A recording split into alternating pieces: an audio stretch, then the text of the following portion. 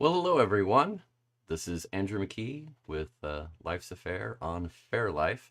And hey, it's a pleasure to see you all. Yes, I see Jan and Kurt and Crystal and Damaris and Gwendolyn. Hey, great to see you. It is, wow, another Monday after Fair. And I just finished up the sixth, I had to think about it for a second, sixth weekend of Sherwood Forest Fair. So two more weekends left. Always interesting. And hey, Sarit and Janine. Yeah, it was another great weekend and a lot of fun. Wow, yeah, just always tiring, but always fun. I mean that's the thing about Fair. I mean you put a lot of work into it and it's really exhausting, but it's so worth it. Yeah, it's one of those things where you burn very bright for a couple of days each week. That's kind of it. But it was a good week. Yeah, and thank you, Jan. Yes, it was. It was really it was a good weekend. I totally agree with you. Uh, a lot of fun, a lot of fun, and we have had a phenomenal bit of luck with Sherwood Forest Fair this year, where the weather has been, I mean, maybe not perfect every weekend, but at least good every weekend. And it's that we've had great attendance as a result. So we're, I believe, this Saturday going to break the attendance record. So just on the beginning of the seventh weekend, we're going to break the record. So we have had really phenomenal attendance. No rain days, no problems, and it has been great. Yes, exactly, Crystal. Yeah, that's really um and yes, I get it. I get it. And don't worry, Kurt. I'm not jinxing it. It's okay. See, the thing is, I always have had a view where yeah, I really can't jinx things. It's only the only thing bad things that seem to happen are the ones I don't anticipate. So we're okay. We're okay. Wow. But yes, I think it's been a great time, and I've had a lot of fun, and I've got to see some of you, and that's been great. And I've been hanging out with some really good friends, and it's just been a fun time. So I've really enjoyed it. Yeah, it's kind of strange. When you do weekend after weekend of Fair, you kind of get into that zone, and it's just all of a sudden your whole life is Fair. And of course, now I've been doing this show every Monday, so I guess it's a little different because I've kind of my whole life has been Fair because of Life's a Fair for the past few years, without really much of a break there. But I haven't minded. It's been a lot of fun, and I love doing the show, and I love doing Fair, so I can't complain too much. Um, oh, right, and that is one thing. We did have a bit of some strong wind this past weekend, but it wasn't. It didn't seem to diminish the shows at all. I think it was just shy of being a problem. I didn't see any tents blow away or anything like that. It was just an occasional gust that would come in, blow a little dust, which wasn't fun. But other than that, not bad at all. Not bad at all. But yes, you are not wrong. You are not wrong. So yes, I did. I guess. Well, I can go ahead and talk a little bit about the weekend. Let's see. I guess let's just go to a picture. This was on Saturday morning, and I always do my morning selfie on that day. And I've been really surprised how people have really latched onto that and wanted to be a part of it. For me, originally, it was just an idea of just, hey, let's just do a morning selfie and have fun, because initially, I really have a normally very busy day, so I don't get the opportunity to take many selfies during the day, or any sometimes. So the idea of while I'm waiting for the cannon to go off and the gates to open in the morning, I have a moment. So I thought, let's do a selfie. But it's become a thing where everybody at the front gate is like, oh, selfie, and they're running over to try to get there and get in it, because I think everybody, it's a picture with all these cool people that everybody likes, and they get to take pictures with people, and it's been a fun thing. I it I wasn't really expecting that level of enthusiasm, but people come up and say, "Oh, did I miss a selfie? Oh no!" So that's been a lot of fun. I really enjoyed that. Um, ooh, and Damaris sandblasted the joust. That's never fun. That's never fun. And thanks, Sarit. I really enjoy doing it. So I'm glad that I mean the people involved is what I was talking about. They enjoyed, but it's always great with the people who get to see them too, because yeah, you just kind of get to see all of us in one big one big group at once, and yeah, and you get the kings in the background on the horses over there. So always fun, always fun. And yes, exactly. I was just saying that when you said that. Yes, when King Richard pops up, that is always nice. Yeah, after I realized, if I wait and do it right when the horses come in, I can get the kings in there too, and I get the background coolness too. I started doing that recently, so I think it's worked out. But that wasn't the only thing that happened this weekend. It was also the second and last weekend of the reunion shows with my old bandmate Mark Gunn, with doing the Brobdingnagian Bards. And I'm sure that most of you, if not all of you, know that I'm one of the Brobdingnagian Bards, and we toured and traveled Ren fairs for a good decade there, back from between 1999 and 2008. And we kind of are a cover band of ourselves these days. We'll do some reunion shows here and there when we happen to be in the same city, and we do play Dragon Con, a convention in Atlanta every year, together. But that's about it. So it doesn't happen very much. So that was a lot of fun, and I think people enjoyed it. It was a good show.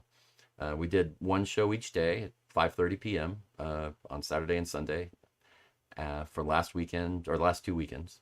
And yeah, it was kind of interesting. I realized that maybe it was a mistake doing it at 5:30 each day, because there were some people on cast at the fair that were kind of upset because they have a big event at 5:30 every day, part of the scenario that they're doing, and they couldn't come to the show.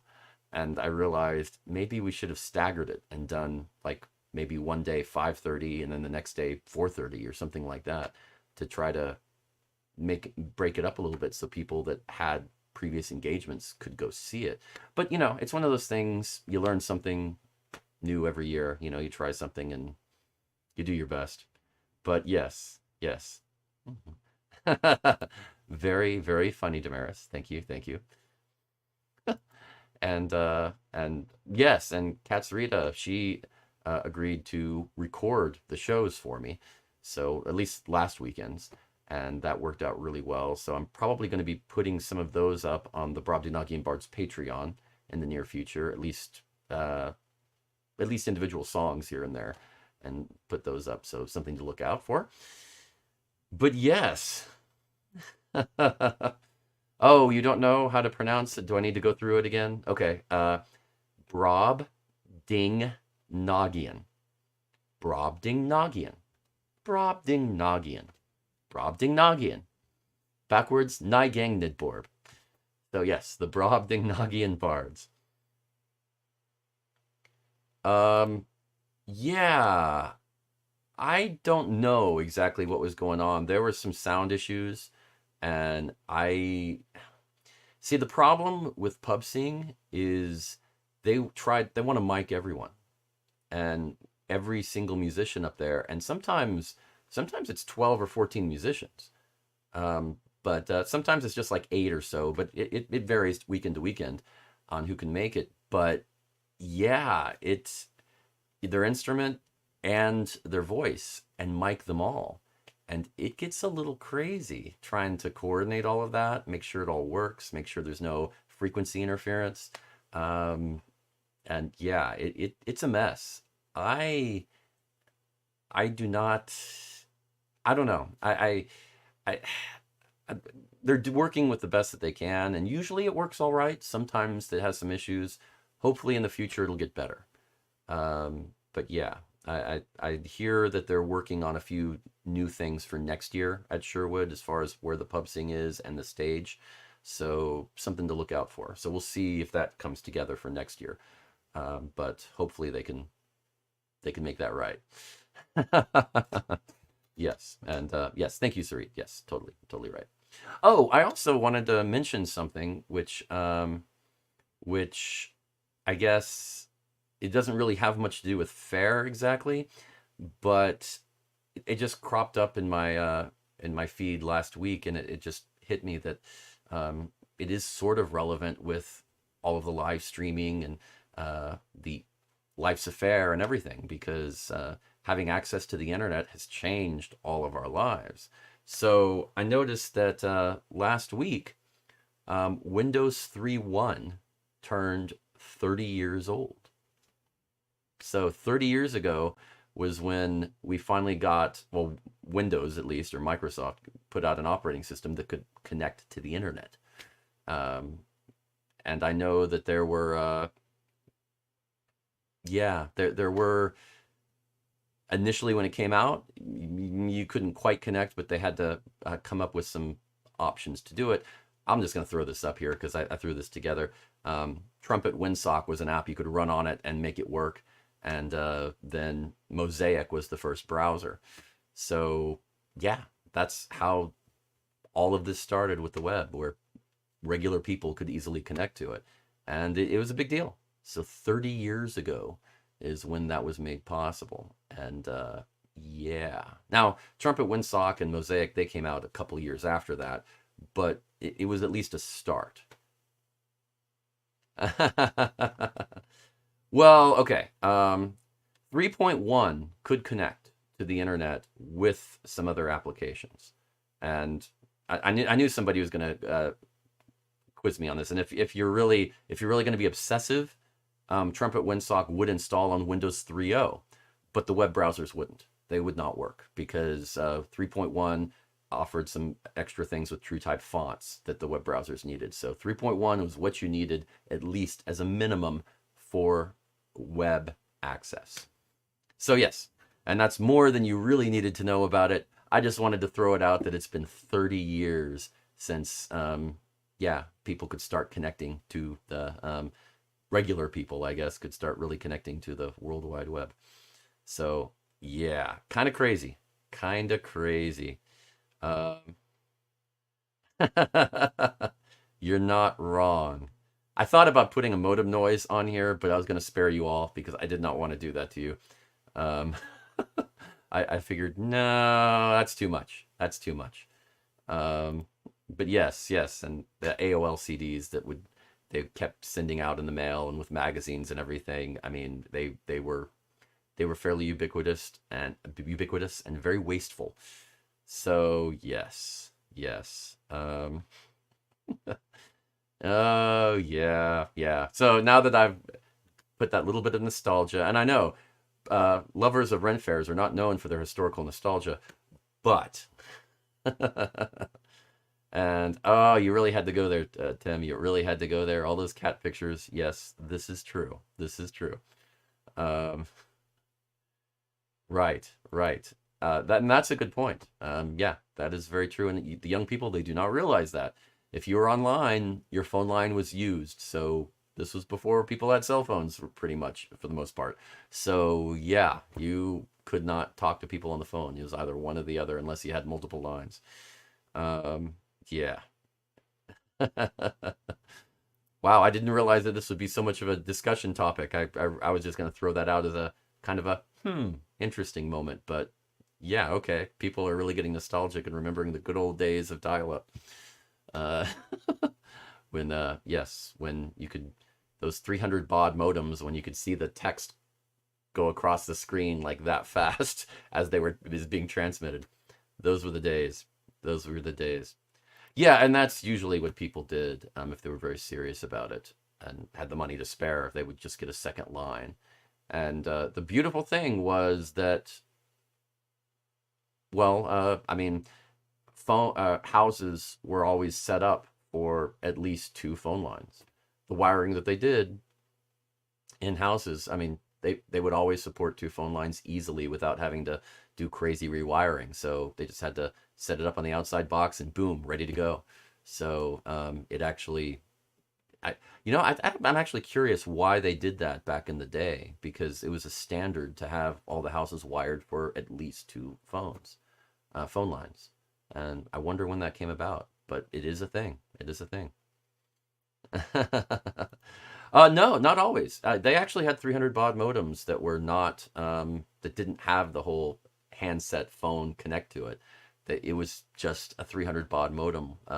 Later the 2400 baud and the 14.4, well actually 9600, 14.4, and it just kept going on up. But yes. You're not wrong, Susan. You're I should have known better. That was me. That was all my fault. So I'll accept that. I'll accept that. Now, I did want to go ahead and bring up something kind of interesting. Just the whole something that occurred to me, and this is really a total jump on the conversation away from it. But I came across an article recently about the history of puzzles. And that kind of interested me because I really didn't know how old puzzles really were. And there's a lot of misinformation out there. People trying to sell 1,000-year-old puzzles, and that's not really accurate. I researched it, and it was kind of interesting. Puzzles, as in jigsaw puzzles, started about around 1750 to 1760 is when the first ones kind of came out. But they weren't called jigsaw puzzles back then. They were called dissected maps because they were used as an educational tool for maps. So the maps were split up with the different countries, and kids would put them together. And that's a little, yes, and that's Janine who just jumped on that. Yes, you're totally right. So yes, that 15-second delay made us come to here at the same time. But yes, it was reportedly John Spilsbury is credited as inventing the jigsaw puzzle officially in 1767. Yeah, that's exactly right, Susan. You're totally right. They didn't have jigsaws back then, so of course it wasn't called that. But it was just called dissected maps. So if you ever hear dissected maps, let's jump on the whole an example of a dissected map. I have another one that's actually from, 1767 or so, and it's just a map of Europe where all the different parts can come apart. I know, Sarit, I kind of jump around there, don't I? Well, for me, I've always loved mysteries and puzzles and that kind of thing, and computers are just another one of those for me. It's just more something to figure out and put together so that I understand it. But yeah, I just found it really interesting, so I thought I would share. And I guess the history of why these puzzles came about is kind of interesting too, and it kind of stems from the late 1600s, where there was a huge philosophical change in education, where the concept of educational toys came about, and it was stressed as a good thing by several notable philosophers of the time, including people you may have heard of like John Locke. So yes, that became more of a thing, and educational toys in the early 1700s to mid 1700s became a huge item. Well, this is where the history gets a little interesting because while John Spilsbury is credited as inventing it, well, there's an educator, a French woman named Madame de Beaumont. And she ran a school, did private tutoring, and actually was an editor too.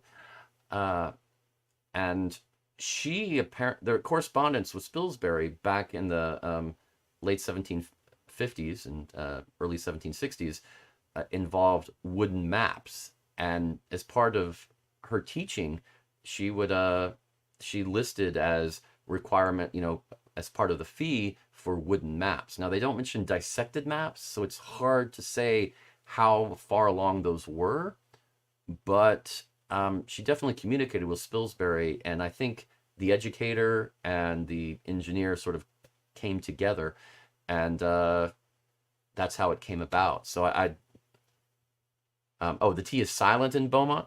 Okay, well that's good to know. Thank you. I'm a lot more Irish than French, I'll tell you that. So yes, and yeah, so I wanted to make sure that it And Drew just made a Texas joke there. Uh, but yes, I wanted to give the woman her due because, as we all know in history, women are often pushed aside in the historical records. So, Madame de Beaumont, yes, and she was a teacher in England. So yeah, French woman who uh, taught in England, not very uncommon at that point. So yes, kind of interesting, and of course, dissected maps, a huge thing, and reportedly King George III's children in the late 1760s had some dissected maps that they were taught geography on, and of course, the British Empire was so vast and huge, those kids probably needed it because it was tough to keep track of and understand. Um, but yeah, I mean, it became more of an education, more than an educational toy. It became a toy. Kids liked it. It was fun to put that together. So of course, over time, that changed into just maps to other things and pictures, and that's where we get the jigsaw puzzles of today. So yes, yeah, yeah, that's right. Um, you're right. Paper maps are kind of becoming a little less common. These days, you don't find them at gas stations as much. You're right. Yeah, you pretty much have to order them if you want something like that. Um, and yeah, fair enough. But anyway, I just thought that was kind of an interesting tidbit. So if you ever uh, are get that trivia question of who invented the jigsaw puzzle, it's John Salisbury or Salisbury. Yes, Spilsbury. John Spilsbury. Got it. John Spilsbury. I got it right. Sorry, she kind of threw me with the Beaumont kind of thing, so I'm being overly cautious with my words now. So, which is probably about time somebody was cautious with my words. Uh,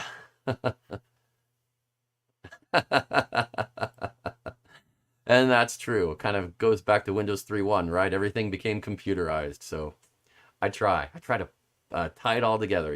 That's what we do. That's what we do. Anyway, time's a ticking, so I got to jump in and do the yes, go ahead and do the map of fairs coming up. Now, we're kind of hitting a weird, still on a weird node of some of the smaller fairs kind of stopped, and a lot of the major ones are still going on, but we're still waiting for several others to catch up. Some are going to occur in late April, and then a lot more in May. So you're going to see some more of that at that time. But we're kind of in a weird sort of not many fairs node right now going on. So it's kind of interesting. Um, so yes, yes. And oh, yes, okay. I did not know that, Janine. I did not know that that was still a puzzle manufacturing company. That's good info. Excellent, excellent. Hmm. Excellent, cool. Well, okay, let's go over the go over everything now. We have 5 fairs going on right now. Of course, in Georgia, we have the Georgia Renaissance Festival in Fairburn, Georgia, just south of Atlanta. And then over in Texas, we have 3 going on. Always interesting. We have the Scarborough Renaissance Festival in Waxahachie, Texas. That's just south of Dallas. And then we have the Avalon Fair in Kilgore, Texas, going on. And then south, just east of Austin, we have the Sherwood Forest Fair, where I am enjoying a lot of time at this spring in McDade, Texas. Now then when we go out to California, we go out to the original Renaissance Festival, which is the first that was started in 1962. And yes, it is its 60th year.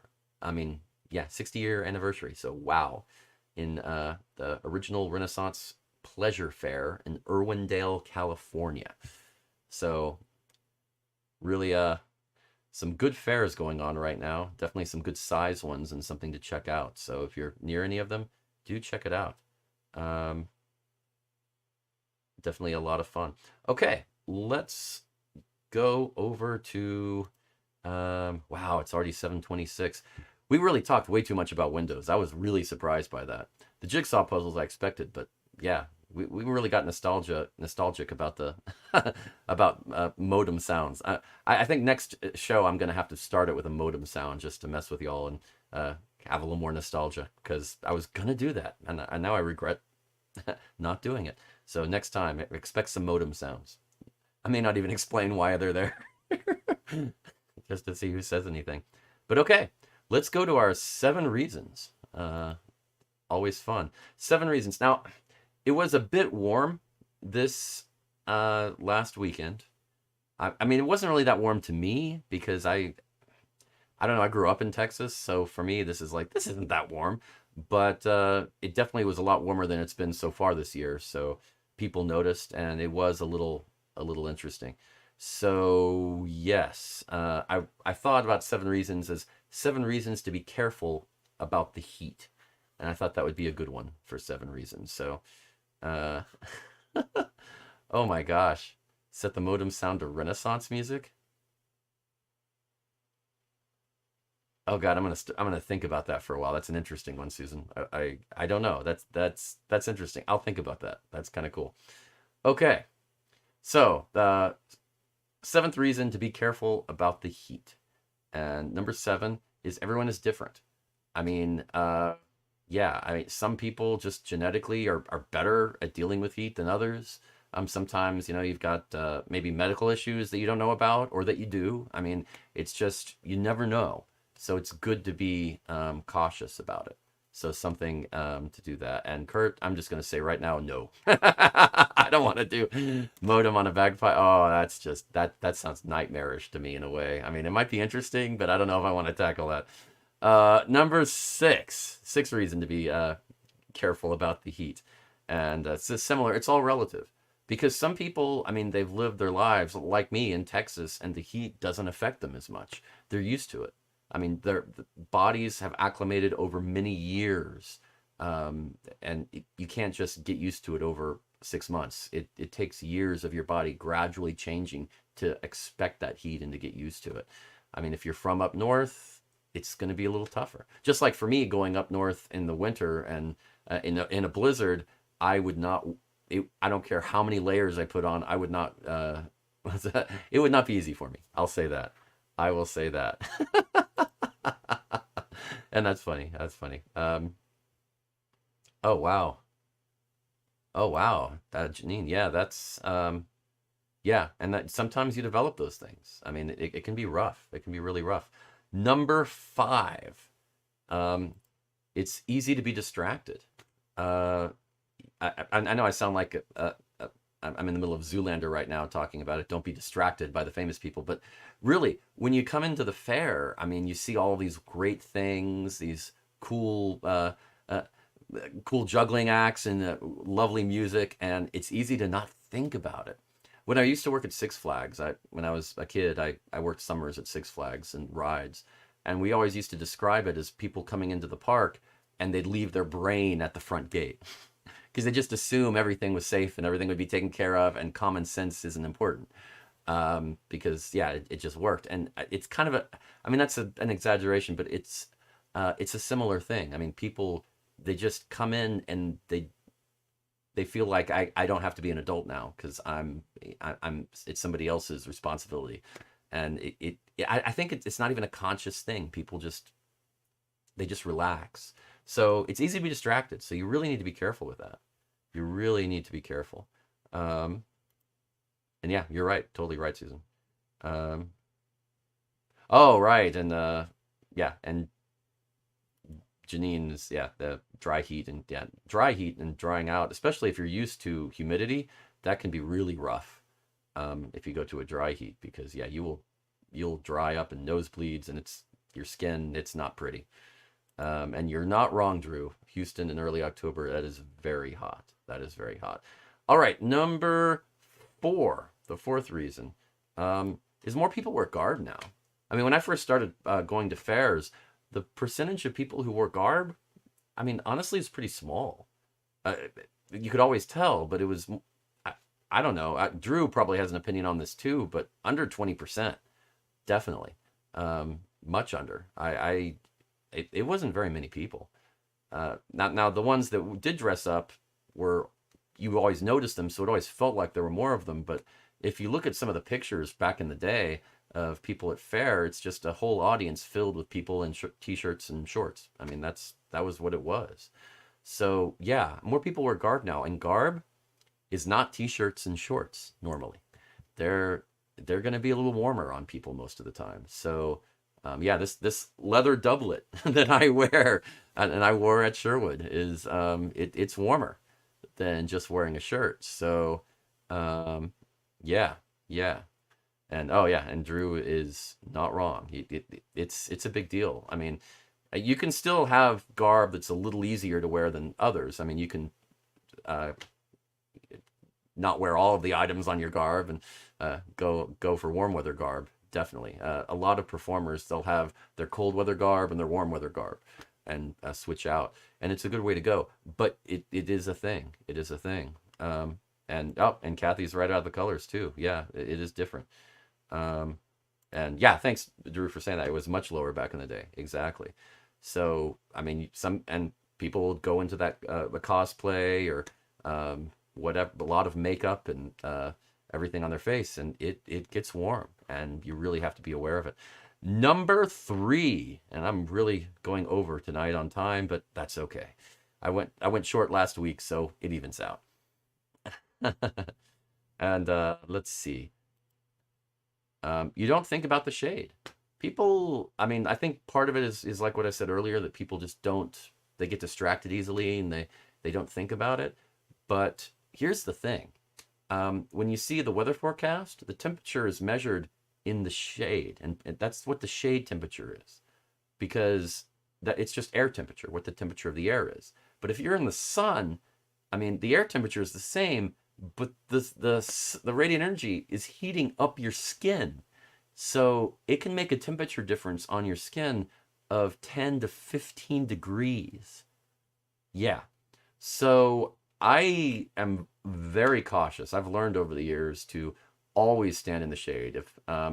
If after a show a fan starts talking to me or something, I'm like, oh, hey, yes. And if it's longer than, oh, love the show, and that's it, I start moving them over to a shady spot immediately, because it may just be 5 or 10 seconds difference, but if you do that throughout the day, it adds up.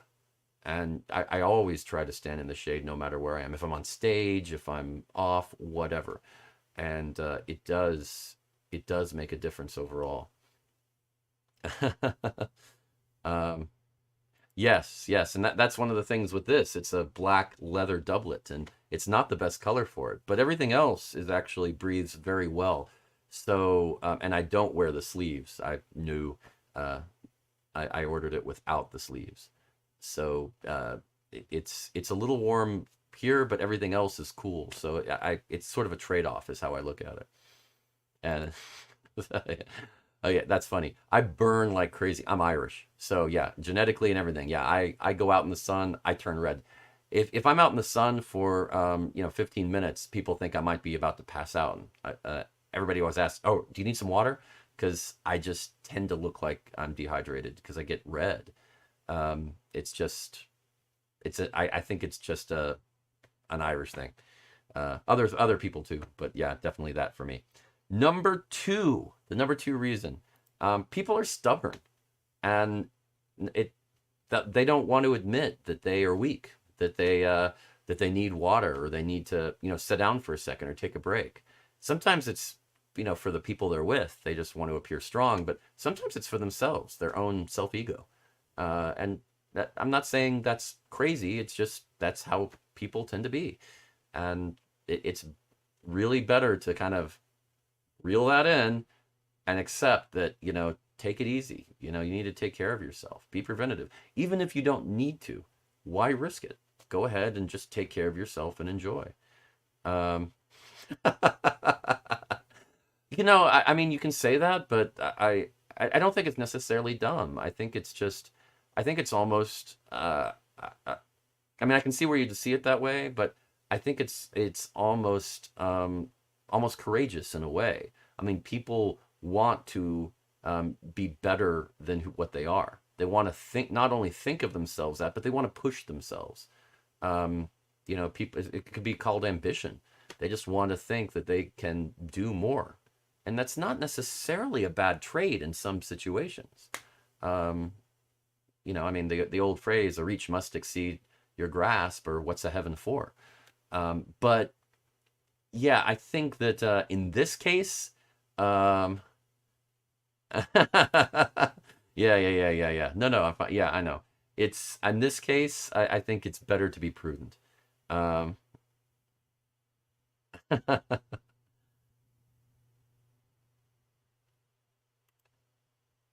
yeah, and that's true. Yeah, you really do get irrational. It is a thing. It is a thing. You don't think straight. So you've got to be preventative to avoid getting to that point so that you can think straight. I mean, I've got to remember lyrics and play music on stage throughout the day. So I can't get to that point. So I've got to take care of myself. And you're not wrong, Tara. That's the best way. And that Tara, that leads perfectly into the number one reason to be careful about the heat. Drinking more water is never bad.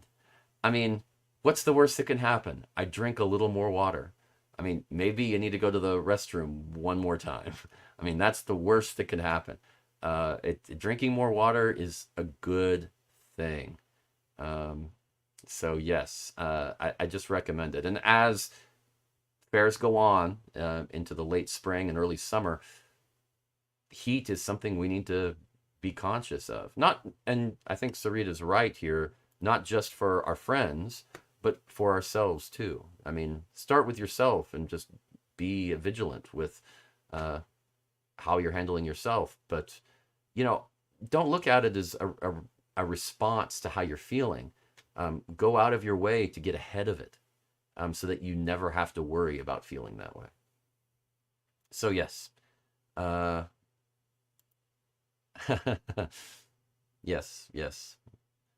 And Janine, yeah, your electrolytes can get screwed up. That's true. That's true. It's not just water. But generally, if you're going to Faire, I would hope that you're eating some food. And if you're eating some food, you're probably getting some salt. I hope. But yes, I do know some people who go to Faire and they don't eat much. And that always worries me. I mean, you got to be careful with that too. So it is not just water. You're right. You got to be careful with that.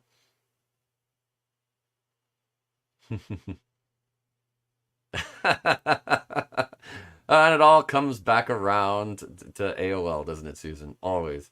Um, and yes, yes, you always got to remember the pickle juice. I remember when pickle juice really started to become a huge thing at Faire when everybody's like, "Oh my gosh, pickle juice," and that was that. I think what was that, 2005 or something like that. Everybody's like pickle juice this and pickle juice that. It was all over the place. It was strange. Everybody has their this is the best way, but the truth is there are many ways to combat it. Just pick one that works for you and you're comfortable with, and go with it, because it's much better than doing nothing. So yes, always good, always good. So yeah, just wanted to mention that as a good safety message, and I hope you all take it to heart. And I'm sure most of you are way ahead of this, as from the sound of it, you are. But it always pays to keep it in mind and always be proactive. So anyway, thanks again for spending some fun and a little talk time on Monday evening with me on Fairlife. Always a pleasure and always a great time sharing my thoughts on Faire and hearing yours.